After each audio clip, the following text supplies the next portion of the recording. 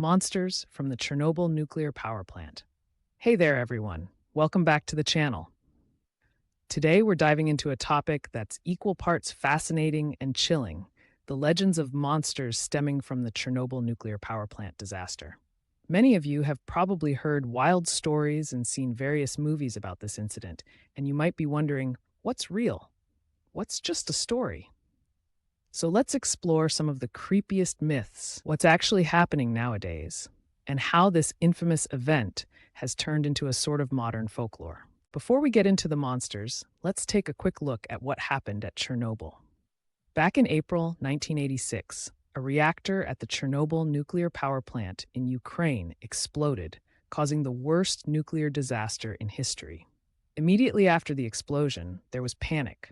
People were evacuated, and a large area around the plant became a ghost town. The radiation released had severe effects, not just on the people who lived nearby, but also on the environment. So, this event created a huge backdrop for all sorts of tales and terrifying creatures. Now, let's talk about how these urban legends were born. With such a catastrophic event, it's no surprise that people started spinning tales. The media, especially in the years that followed, often sensationalized the horrors of radiation, and that left a mark. From movies to TV shows, the disaster turned into a canvas for creepy stories. People began to imagine what kind of creatures might thrive in an area so affected by nuclear fallout. Notable monsters and creatures. So, let's dive into some of the notable monsters people talk about when they mention Chernobyl. First up, the infamous Chernobyl mutant. This tale really took off because, well, who doesn't love a good mutant story? People started claiming they saw bizarre creatures with strange features wandering the exclusion zone. From three-eyed frogs to enormous insects, the Chernobyl mutant captured imaginations everywhere. The reality? While some animals may exhibit unusual traits, there's no concrete evidence of these crazy mutations.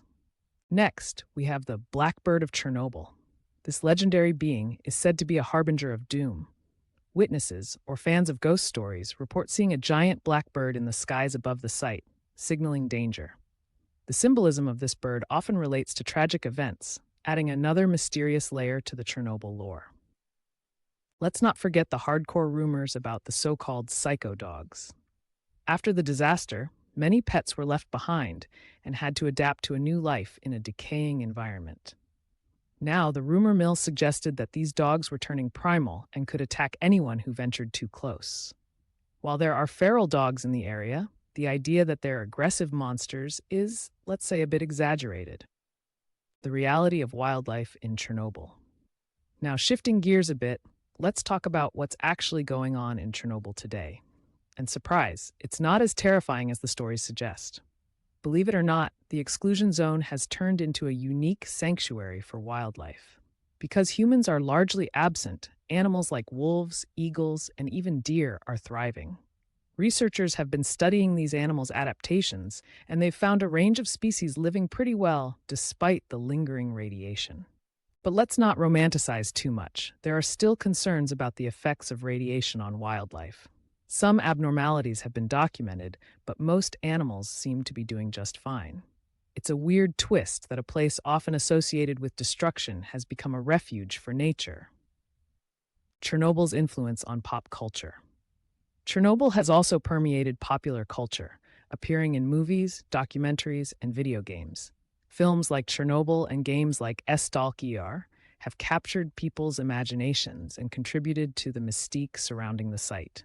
These narratives blend fiction with real events, leading many to blur the lines between fact and fiction. So there you have it.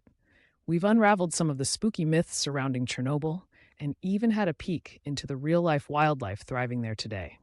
Remember, the stories of monsters may be thrilling, but understanding the historical and environmental context is crucial. If you enjoyed this chat, don't forget to like, share, and subscribe for more fascinating discussions.